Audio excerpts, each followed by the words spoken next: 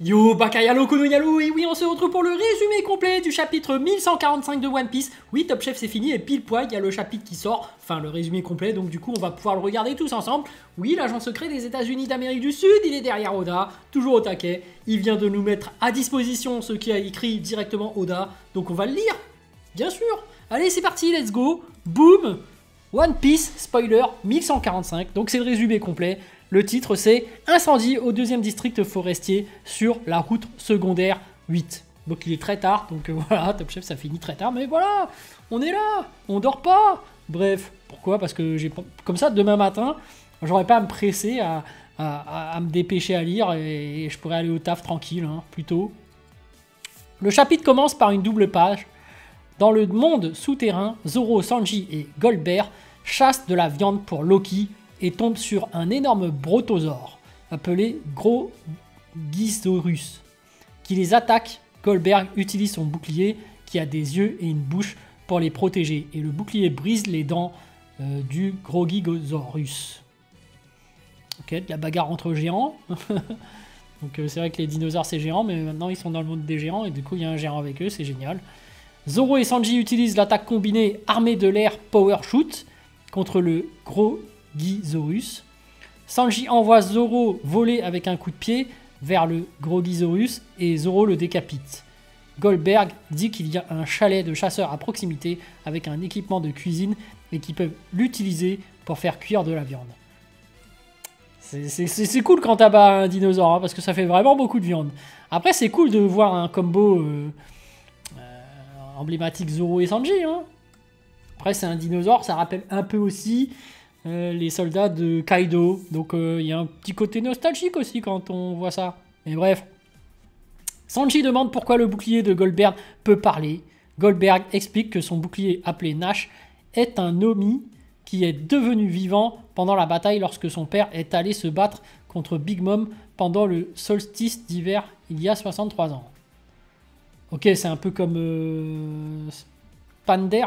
Enfin, je sais plus, celui qui a son épée éléphant, non? Qui a une espèce d'arme, celui de Water 7, là. Ah, je sais plus comment il s'appelle. Bon, bref.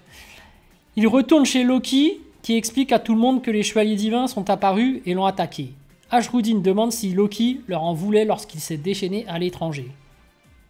Loki qui fait « Ne sois pas stupide, si j'étais allé assez loin pour rencontrer ces types, je serais déjà devenu le roi du monde. » Sanji fait cuire le Grogisaure. Luffy commence à manger la viande, mais Sanji lui rappelle que c'est pour Loki. Alors Luffy force un morceau de viande dans la bouche de Loki. Ok. Donc maintenant, la bouffe, c'est devenu un truc qui soigne. Je croyais que ça marchait que sur Luffy. Bon, après, on va dire, pourquoi pas. Luffy qui fait « Loki, mange !» Loki criant « C'est chaud !» Gerd qui fait « Luffy, ses blessures vont se rouvrir si tu fais ça !» Loki, très en colère, « Essayais-tu de me tuer ?»« Oh, tu es de nouveau vif. De toute façon, si tu ne manges pas, tu ne guériras pas. » Ok, les petites les gags à la One Piece. Hein. Luffy voit que Loki a du mal à avaler la viande, alors il lui apporte un énorme bol de soupe bouillante et finit par renverser toute la soupe sur lui.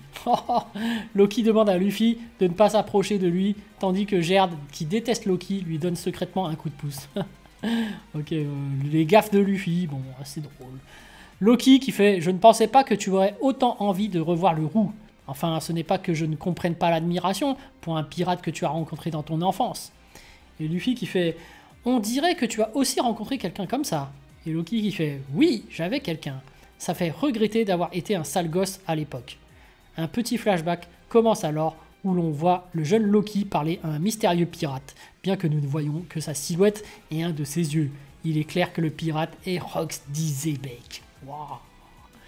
Loki qui fait « Allez, emmène-moi avec toi !» Et « Ah ouais, c'est le parallèle avec Luffy et Shanks. » Xebec qui fait « Ne me fais pas répéter, je ne suis pas venu ici pour rencontrer des morveux comme vous. » Et Loki qui fait « Alors combattez-moi !» Xebec « Quoi ?» Oh, c'est marrant, il y a un parallèle. Dans la dernière image du flashback, nous voyons le jeune Loki allongé sur le sol. Il est gravement blessé et a une épée plantée dans le corps. Ah ouais. Edward Newgate, barbe blanche, réprimande Xebec pour ce qu'il a fait à Loki. Ah, il n'y a aucune pitié, hein. C'est qu'un gamin. Ah ouais, Xebec, le petit gamin, je te plante. T'aurais juste pu le mettre KO, mais non, direct. Barbe Blanche qui fait utiliser une vraie lame sur un enfant, c'est trop. Tu m'étonnes. Zebek qui fait ferme-la, Newgate. De retour au présent, Loki dit quelque chose de sérieux mais nostalgique.